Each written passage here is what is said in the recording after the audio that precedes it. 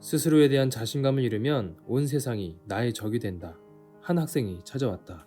선생님, 미래가 불안하고 두려워요. 원하는 대학에 합격할지도 모르겠고, 합격하더라도 어떻게 살아가야 할지 모르겠어요. 미래가 불안하고 두렵다는 것은 두 가지 측면에서 볼 수 있다. 하나는 자신감 부족이고 또 하나는 목표에 대한 지나친 집착이다. 이번 영상에서는 자신감에 대해 다루어 보겠다.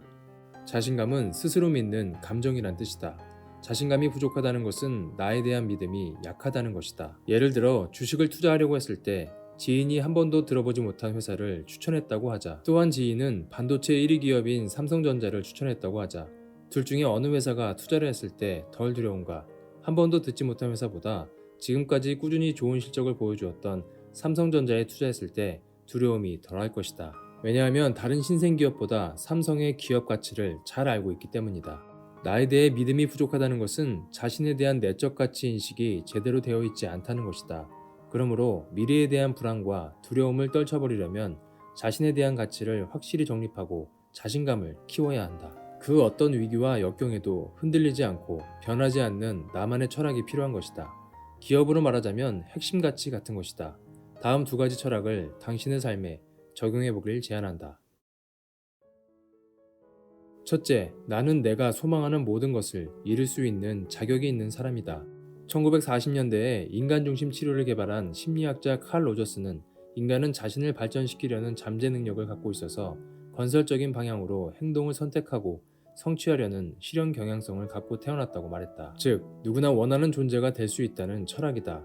칼 로저스의 인간 중심 치료는 덴마크의 실존주의 철학자 키르케고르의 영향을 받았다. 자신감을 키우고 싶다면 로저스와 키르케고르의 철학을 내 삶에 적용할 필요가 있다. 백화점 명품관을 갔다고 생각해보자. 화려하게 진열된 상품들을 보면 어떤 생각이 드는가? 난 이렇게 비싼 물건들을 소유할 수 없어와 저건 나중에 꼭 사야지 라고 생각하는 사람의 생각과 행동은 확연하게 다를 것이다. 그러므로 자신의 잠재 능력에 대해 한계를 긋지 않는 것이 무엇보다 우선되어야 한다. 둘째, 그 누구도 나의 가치를 평가하거나 훼손할 수 없다. 타인이 나에 대해서 어떤 평가를 내리든 나의 가치는 변함이 없다고 생각하는 철학이다. 원하는 학교나 회사에 합격하지 못하더라도 마음에 드는 이성에게 거절당해도 그것으로 인해 나의 운명을 바꿀 수 없다는 생각이다. 내 인생의 운명의 키는 내가 지고 있다.